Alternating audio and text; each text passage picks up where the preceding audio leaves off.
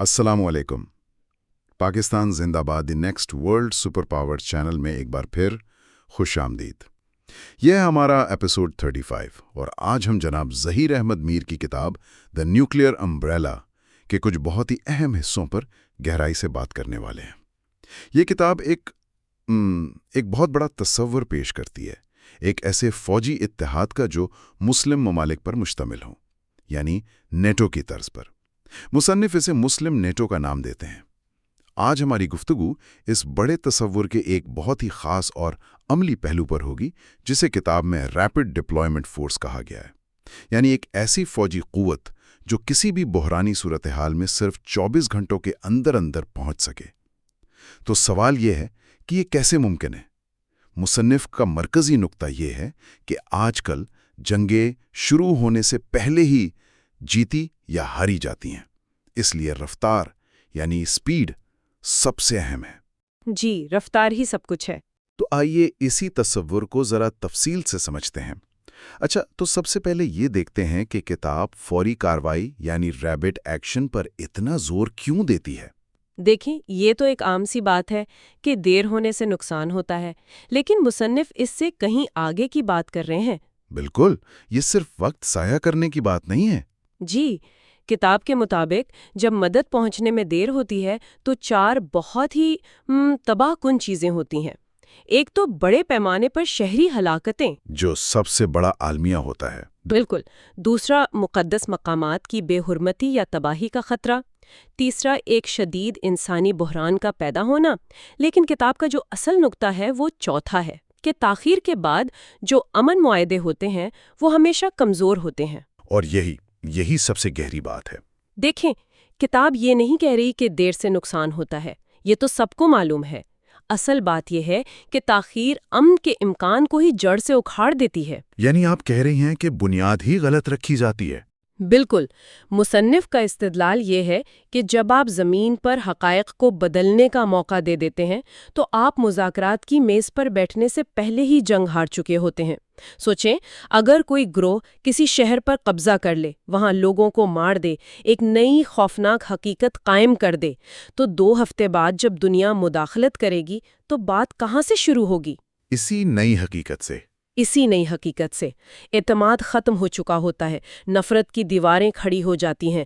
फिर जो मुआहिदा होता है वो सिर्फ कागज़ का एक टुकड़ा होता है जो अगले बहरान का इंतज़ार कर रहा होता है। अच्छा, यानी पहले 24 घंटे सिर्फ उस जंग का फैसला नहीं करते बल्कि आने वाले कई सालों के अमन की तकदीर भी लिख देते हैं। ये तो सोचने का बिल्कुल एक नया ज़ाविया है। जी, यही इस किताब का मरकज़ी नुक्ता है। तो अगर हम ये मान लें कि रफ्तार ही सब कुछ है, तो फिर सवाल ये उठता है कि ऐसी तेज़ रफ्तार फोर्स होगी कैसी? उसमें कौन लोग होंगे? क्या ये सिर्फ लड़ाका फौजी होंगे? नहीं, किताब के मुताबिक ऐसा बिल्कुल नहीं है। इसकी जो साख्त बताई गई है वो बहुत जामे है। स्पेशल फोर्सेस, जो सबसे मुश्किल ऑपरेशंस के लिए होती हैं। ये तो एक तरह से स्टैंडर्ड है। जी, ये तो स्टैंडर्ड है, लेकिन यहाँ से बात दिलचस्प होना शुरू होती है। इस फोर्स में इन लड़ाका यूनिट्स के साथ साथ मेडिकल और इंजीनियरिंग यूनिट्स भी शामिल हैं। अच्छा। मेडिकल टीमें फौरी तिब्बी इमदाद के लिए और इंजीनियर्स वो तबाहशुदा पुलों, सड़कों, एयरपोर्ट की पट्टियों की फौरी मरम्मत के लिए। और जो चीज़ इसे वाकई मुनफरिद बनाती है वो हैं सिविल मिलिट्री राब्ता टीमें। ये सबसे अहम जुज़्व है मेरे ख्याल में। इनका काम मुकामी आबादी और फौज के दरमियान एक एतमाद का रिश्ता कायम करना है। और हाँ, एक और अहम बात, हर यूनिट को हर वक्त 48 से बेहतर घंटे की पेश की तैयारी की हालत में रहना होगा, यानी हुक्म मिलते ही रवाना। अगर हम इस पूरी साख्त को एक लम्हे के लिए देखें तो ये सिर्फ फौजियों की एक लिस्ट नहीं है, ये एक पूरी सोच की अक्कासी करती है। इसमें इंजीनियर्स और डॉक्टरों का होना, मतलब ये फोर्स सिर्फ तबाही मचाने नहीं आ रही, बल्कि तामीर करने भी आ रही है। बिल्कुल। ये एक फायर ब्रिगेड भी है और एक मेमार भी। लेकिन सबसे अहम, जैसा आपने कहा, वो सोल मिलिट्री राब्ता टीमें हैं। रिवायती जंगों में क्या होता है, फौज मकामी आबादी को या तो नज़रअंदाज करती है या एक खतरा समझती है। जी बिल्कुल। यहाँ नज़रिया बिल्कुल उलट है। यहाँ मकामी आबादी आपका सबसे बड़ा असासा है।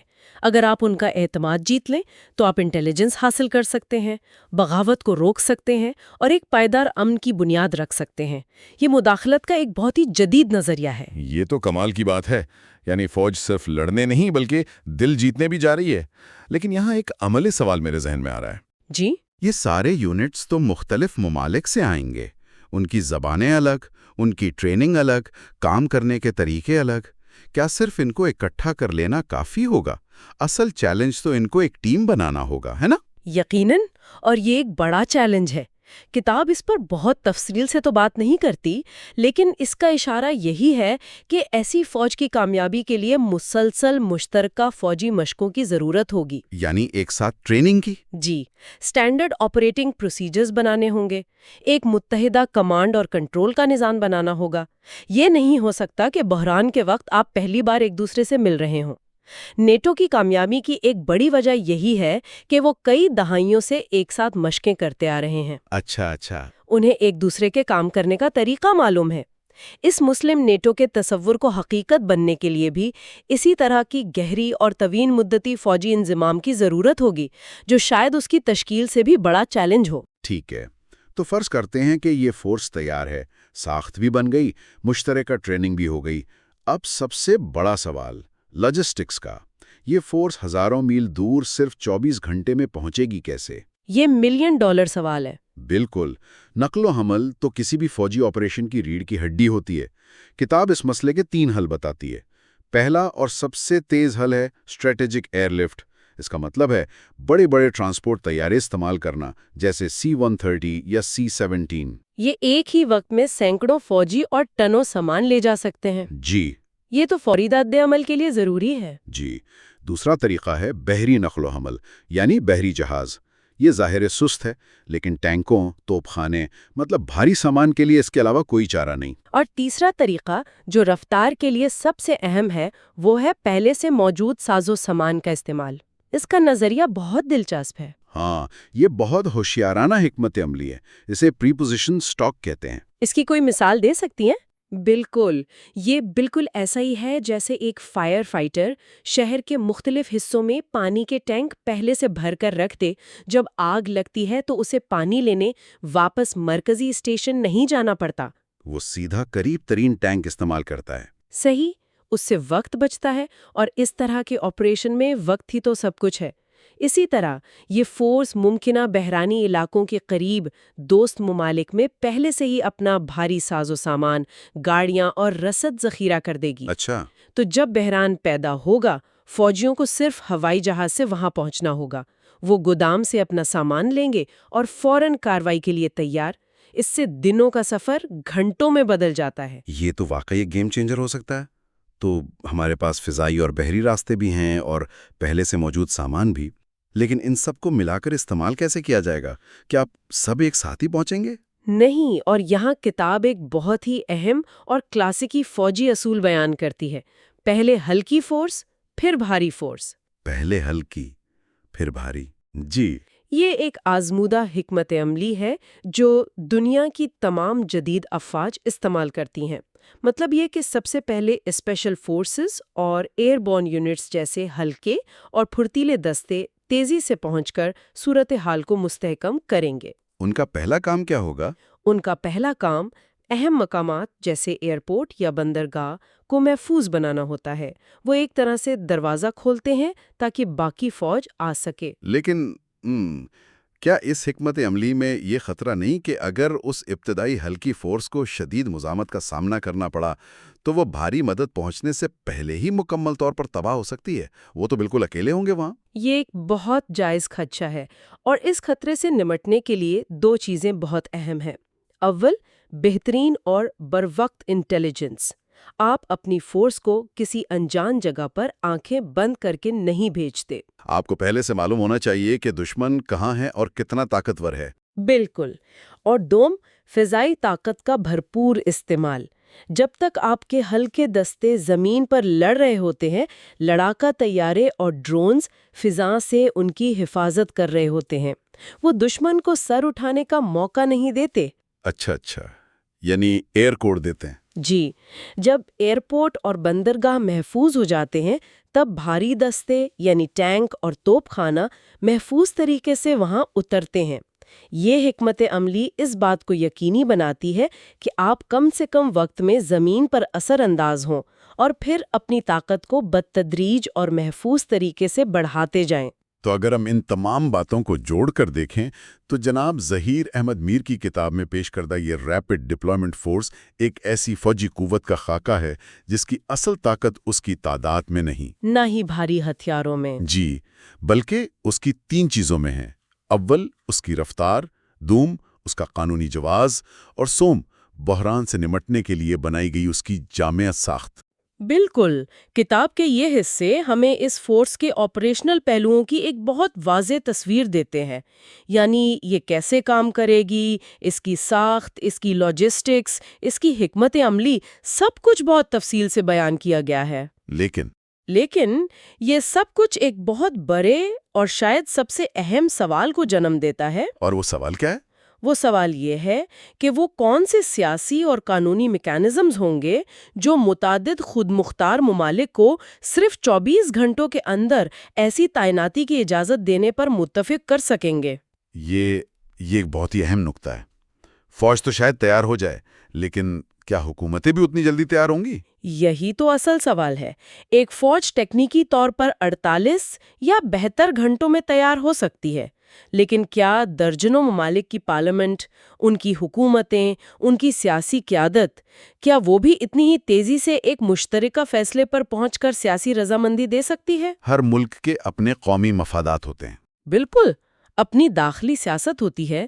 کسی ایک ملک میں فوج بھیجنے کا فیصلہ کرنے میں ہفتے لگ جاتے ہیں، تو کئی ممالک کا ایک ساتھ 24 گھنٹوں میں متفق ہونا یہ تقریباً ناممکن لگتا ہے۔ تو کتاب ہمیں آپریشنل کیسے بتاتی ہے؟ جی، لیکن سب سے بڑا سوال یعنی سیاسی کیوں اور کون فیصلہ کرے گا، وہ ابھی باقی ہے۔ یہ اس پورے تصور کی سب سے کمزور کڑی بھی ہو سکتی ہے اور سب سے بڑا چیلنج بھی۔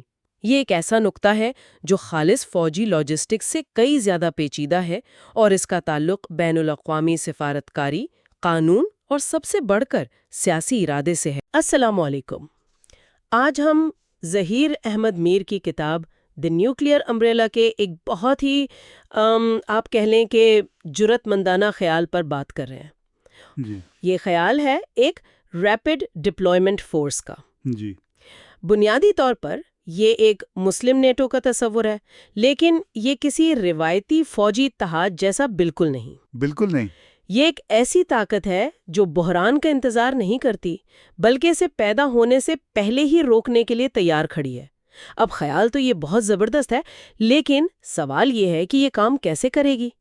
اس کے اصول کیا ہوں گے؟ آپ نے بالکل صحیح سوال اٹھایا ہے، کیونکہ دیکھیں کوئی بھی بڑا نظریہ، اس کی کامیابی اس کی عملی تفصیلات پر منحصر ہوتی ہے۔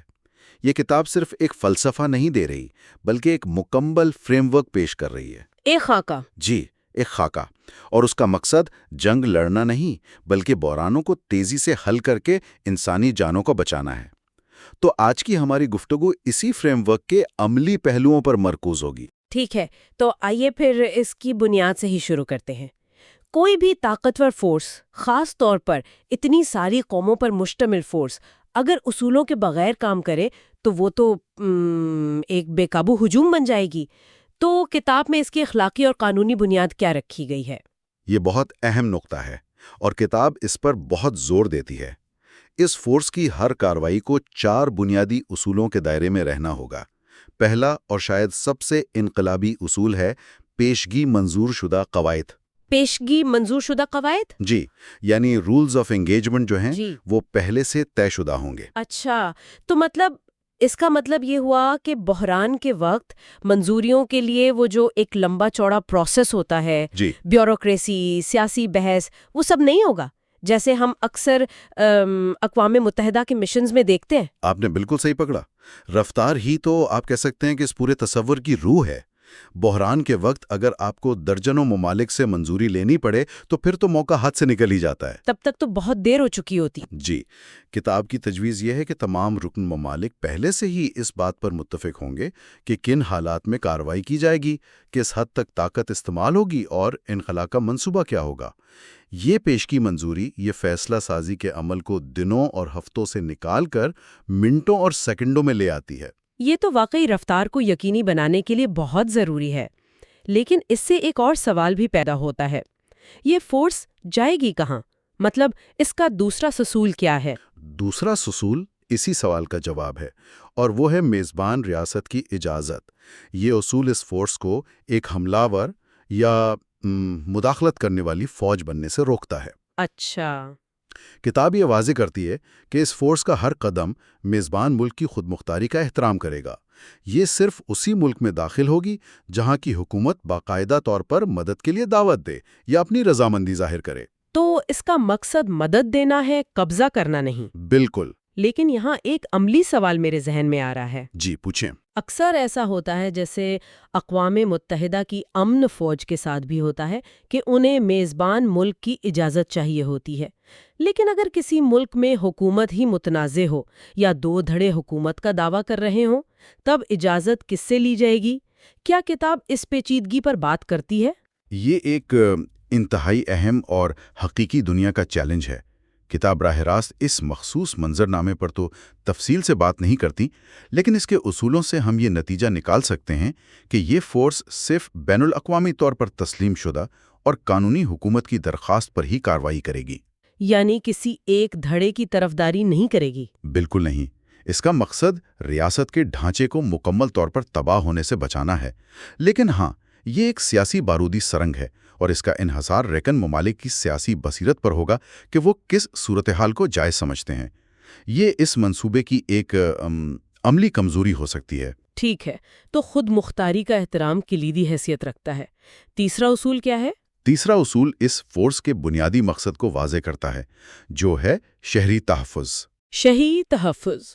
जी, ये बहुत अहम है, क्योंकि रिवायती फ़ौजी कार्रवाइयों में फ़ौजी अहदाफ पहली तरजीह होते हैं और आम शहरियों के नुकसान को अक्सर कोलैटरल डैमेज कह दिया जाता है। बिल्कुल।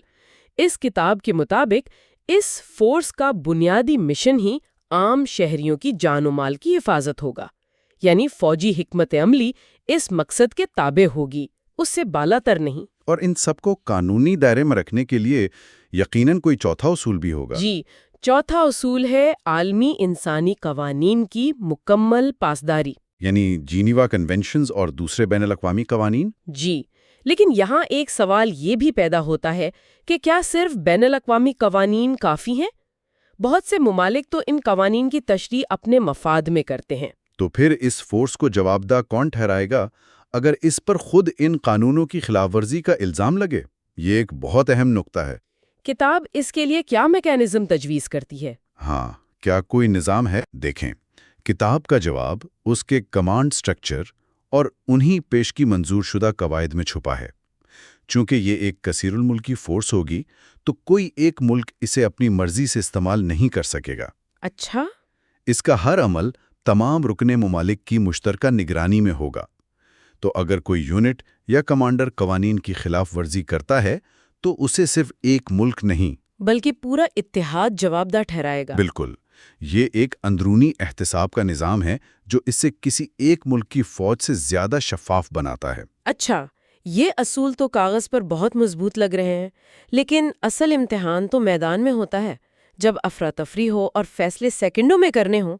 क्या किताब इस पर भी रोशनी डालती है कि ये फोर्स हकीकी बहरानों में कैसी नजर आएगी? जी, और यही इस किताब का सबसे दिलचस्प हिस्सा है, जहां वो 4 मुख्तलिफ मंजरनामे पेश करती है। चलें, उन पर बात करते हैं। पहला मंजरनामा एक मुक़द्दस मकाम को लाहक ख़तरे से मुताल्लिक है।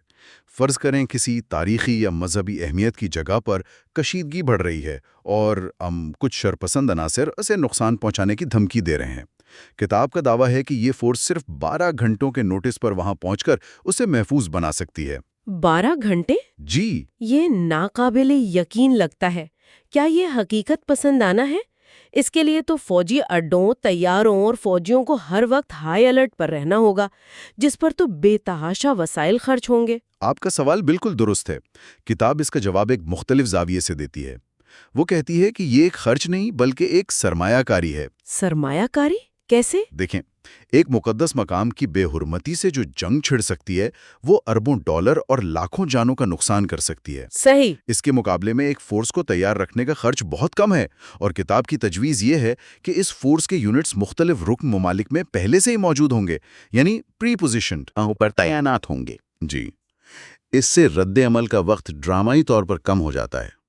یہاں مقصد صرف عمارت بچانا نہیں بلکہ اس چنگاری کو بجھانا ہے جو پورے خطے کو آگ لگا سکتی ہے۔ جی بالکل، یہ ایک پیشگی اقدام ہے۔ سمجھ میں آیا۔ اب دوسرے منظرنامے کو دیکھتے ہیں۔ اگر کوئی ملک اچانک سیاسی عدم استحکام کا شکار ہو جائے، جیسے حکومت گل جائے یا خانہ جنگی کا خطرہ ہو۔ اس صورت میں فورس کا مقصد استحکام قائم کرنا ہوگا۔ استحکام۔ جی، اور یہاں یہ واضح کرنا بہت ضروری ہے کہ اس کا مطلب سیاسی مداخلت ہرگز نہیں۔ فورس کا کام طاقت کے خلا کو پر کرنا ہے تاکہ ملک مکمل افراتفری کا شکار نہ ہو۔ یہ فورس اہم تنصیبات جیسے ہوائی اڈوں، بندرگاہوں اور ہسپتالوں کو محفوظ بنائے گی تاکہ ریاست کا بنیادی ڈھانچہ چلتا رہے۔ تو یہ ایک طرح سے ایک برج کا کام کرے گی افراتفری سے استحکام کی طرف۔ یعنی یہ کسی کی طرفداری نہیں کرے گی بلکہ صرف ایک غیر جانبدار محافظ کا کردار ادا کرے گی تاکہ سیاسی حل کے لیے وقت مل سکے۔ یہ تو ایک بہت ہی نازک اور مشکل کام لگتا ہے۔ بلا شبہ، اور اس کی کامیابی کا انحصار اس کی مکمل غیر جانبداری پر ہوگا۔ تیسرا منظرنامہ اس فورس کی دوہری صلاحیت کو ظاہر کرتا ہے۔ اچھا، یہ صرف تنازعات کے لیے نہیں ہے۔ کتاب ایک بڑی قدرتی آفت جیسے زلزلے یا سیلاب کا ذکر کرتی ہے۔ تو انسانی ہمدردی کے کاموں کے لیے بھی؟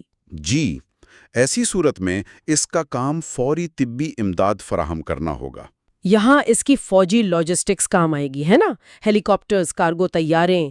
بالکل، چونکہ اس کے پاس یہ سب ہوگا، فیلڈ ہسپتال ہوں گے، یہ کسی بھی سویلین امدادی تنظیم سے کہیں زیادہ تیزی سے متاثرہ علاقوں تک پہنچ سکتی ہے۔ لیکن اس سے ایک اور بحث نہیں چھڑ جائے گی، وہ جو اکثر انسانی ہمدردی کی تنظیمیں تشویش کا اظہار کرتی ہیں کہ امدادی کاموں کی فوجی کاری ہو رہی ہے، ملٹرائزیشن آف ایڈ۔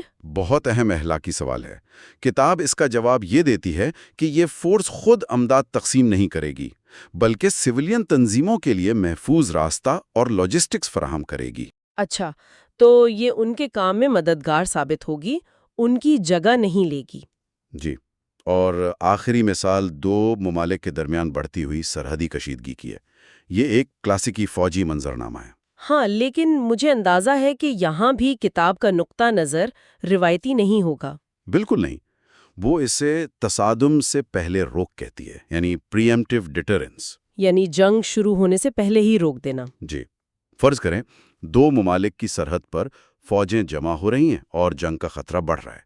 ایسے میں اگر میزبان ملک کی درخواست پر یہ ریپڈ ڈپلائمنٹ فورس ان دونوں کے درمیان ایک بفر زون کے طور پر آ کر کھڑی ہو جائے تو یہ ایک واضح پیغام دے گی۔ یہ اقوام متحدہ کے بلو ہیلمٹس کی طرح صرف مشاہدہ تو نہیں کرے گی؟ نہیں، بالکل نہیں۔ اس کے پاس ایک مضبوط مینڈیٹ ہوگا کہ وہ کسی بھی جارحیت کو روکے۔ یعنی یہ زیادہ بااختیار ہوگی؟ جی، یہی لفظ ہے، زیادہ بااختیار۔ ٹھیک ہے، تو ہمارے پاس ایک ایسی فورس ہے جس کے پاس واضح اصول ہے اور جو 4 مختلف قسم کے بحرانوں سے نمٹ سکتی ہے، لیکن ان سب کو کنٹرول کون کرے گا؟ اتنی بڑی اور متنوع فورس کی کمانڈ کا ڈھانچہ کیسا ہوگا؟ یہ تو ایک بیوروکریٹک ڈراؤنا خواب بھی بن سکتا ہے۔ کتاب اس چیلنج سے نمٹنے کے لیے ایک 2 سطحی کمانڈ اور کنٹرول کا نظام تجویز کرتی ہے۔ 2 سطحی، اس سے کیا مراد ہے؟ اس کا مطلب ہے کہ ایک طرف مرکزی کمانڈ ہوگی، یہ اس فورس کا آپ کہہ لیں کہ دماغ ہوگا۔ اچھا۔ اس کا کام مجموعی حکمت عملی بنانا، طویل مدتی منصوبہ بندی کرنا اور تمام رکن ممالک سے وسائل اور فوجیوں کی تقسیم کو منظم کرنا ہوگا۔ لیکن اصل طاقت اس کے دوسرے حصے میں ہے۔ اور وہ کیا ہے؟ وہ ہے علاقائی اختیار۔ علاقائی اختیار؟ جی، کتاب اس بات کو تسلیم کرتی ہے کہ اگر میدان میں موجود کمانڈر کو ہر چھوٹے فیصلے کے لیے ہزاروں میل دور ہیڈ کوارٹر سے اجازت لینی پڑے تو رفتار اور لچک ختم ہو جائے گی۔ 1 منٹ رکیے، علاقائی اختیار والی بات پر میں تھوڑا اور جاننا چاہوں گی۔ اس کا مطلب ہے کہ ایک کمانڈر زمین پر موجود صورتحال کو دیکھتے ہوئے مرکزی کمانڈ سے پوچھے بغیر کارروائی کا حکم دے سکتا ہے؟ جی، کچھ حدود کے اندر۔ اس میں تو غلطی کا یا غلط اندازے کا بہت بڑا خطرہ ہے۔ اگر کوئی کمانڈر غلط فیصلہ کر بیٹھے تو کیا ہوگا؟ آپ کا خدشہ بالکل بجائے۔ یہی وہ توازن ہے جسے قائم کرنا سب سے مشکل ہے۔ کتاب کا جواب یہ ہے کہ علاقائی کمانڈروں کو مکمل خود مختاری نہیں دی جائے گی۔ اچھا، انہیں پہلے سے منظور شدہ قواعد مشغولیات یعنی رولز آف انگیجمنٹ کے سخت دائرے میں رہتے ہوئے فیصلے کرنے کا اختیار ہوگا۔ یعنی ان کی خود مختاری ٹیکٹیکل سطح پر ہوگی، اسٹریٹجک سطح پر نہیں۔ بالکل، اسٹریٹجی مرکزی کمانڈ بنائے گی، لیکن اس پر عمل درآمد کیسے کرنا ہے، اس میں علاقائی کمانڈر کو لچک حاصل ہوگی۔ مثال کے طور پر مرکزی کمانڈ کا حکم ہوگا کہ شہریوں کو محفوظ مقام پر منتقل کرو۔ ٹھیک ہے۔ اب یہ منتقلی ہیلی کاپٹر سے کرنی ہے یا بختر بند گاڑیوں سے، یہ فیصلہ موقع پر موجود کمانڈر کرے گا۔ سمجھ میں آیا۔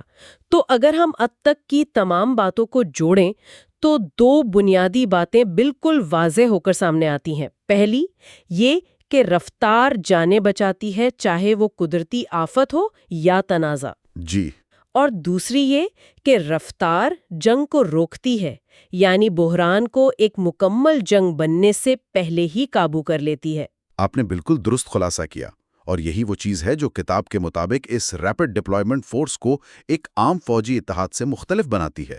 کتاب کے الفاظ میں یہ فورس مسلم نیٹو کو ایک پیشگی موجود طاقت بناتی ہے۔ پیشگی موجود طاقت۔ جی، یہ ایک رد عمل دینے والی فورس نہیں ہے جو تباہی کے بعد آتی ہے، بلکہ یہ ایک بحران کو ٹالنے والی طاقت ہے جو تباہی سے پہلے پہنچ جاتی ہے۔ اس کا وجود ہی بذات خود ایک حفاظتی ڈھال کا کام کرتا ہے، بالکل ایک ایٹامک چھتری کی طرح جو حملے کو ہونے سے پہلے روکتی ہے۔ یہ ایک بہت طاقتور تصور ہے۔ کتاب اس فورس کے کیسے اور کیوں پر ایک بہت جامع اور متاثر کن فریم ورک پیش کرتی ہے۔ جی بالکل، آپریشنل لیول پر۔ ہاں، آپریشنل لیول پر کہ یہ کام کیسے کرے گی۔ لیکن ایک سوال جو پوری بحث کے دوران میرے ذہن میں رہا اور جس کا کتاب میں آپ کہہ لیں کہ براہ راست ذکر نہیں، وہ اس سب سے پہلے کا مرحلہ ہے، یعنی سیاسی مرحلہ۔ جی، اس طرح کی مرکزی کمانڈ اور علاقائی اختیار پر مبنی فورس کو حقیقت بنانے کے لیے رکن ممالک کے درمیان کس سطح کے سیاسی اتحاد اور باہمی اعتماد کی ضرورت ہوگی۔ ہم نے اس کے عملی ڈھانچے کا تو پوسٹ مارٹم کر لیا، لیکن یہ سارا ڈھانچہ ایک ایسی سیاسی بنیاد پر کھڑا ہے جو شاید ابھی موجود ہی نہیں۔ کتاب کا فوجی منصوبہ چاہے کتنا ہی شاندار کیوں نہ ہو، کیا اس کے لیے درکار سیاسی اتحاد خود ایک خواب نہیں؟ یہ ایک ایسا سوال ہے جو شاید اس کتاب کے اگلے حصے کا موضوع ہونا چاہیے۔